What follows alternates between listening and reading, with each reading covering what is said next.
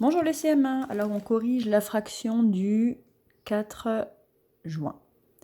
Alors, la fraction 645 centièmes. Pour l'écrire, 6, S-I-X, 100, C-E-N-T, 40, Q-U-A-R-A-N-T-E,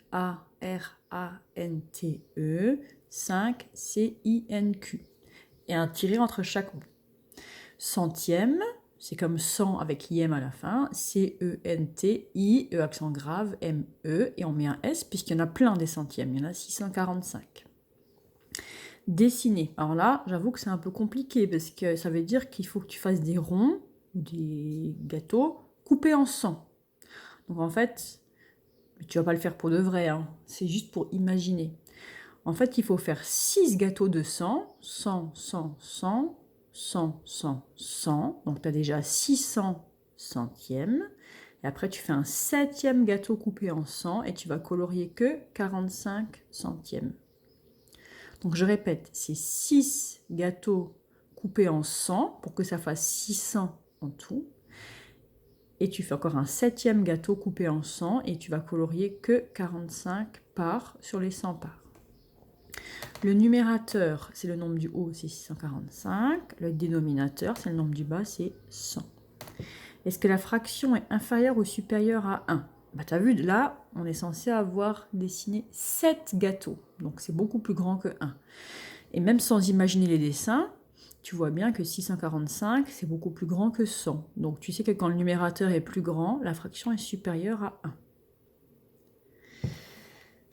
Décompose la fraction. Alors 645, tu fais 645 divisé par 100. En fait, tu fais dans 645, combien de fois il y a 100? Eh bien, il y a 6 fois pour faire 600. Et il reste 45 centièmes.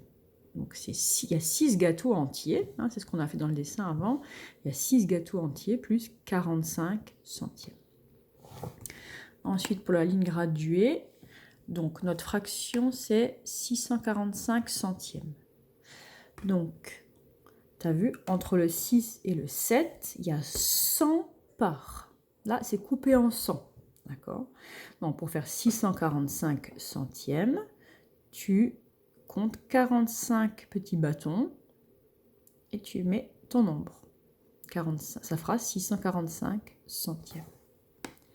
Et dernière chose à faire, donne le nombre décimal correspondant à cette fraction. Eh bien, on avait dit dans la décomposition que c'est 6 plus 45 centièmes. Donc, ton nombre décimal, ça va être 6,45. En fait, une fois que tu as décomposé, tu n'as vraiment plus rien à faire, tu n'as plus qu'à observer. Tu prends le 6, il va avant la virgule. Tu prends le 45 centièmes, il va après la virgule.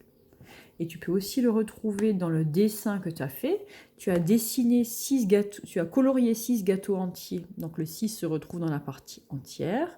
Et tu as colorié encore 45 centièmes dans le 7e gâteau. Et donc on les retrouve là.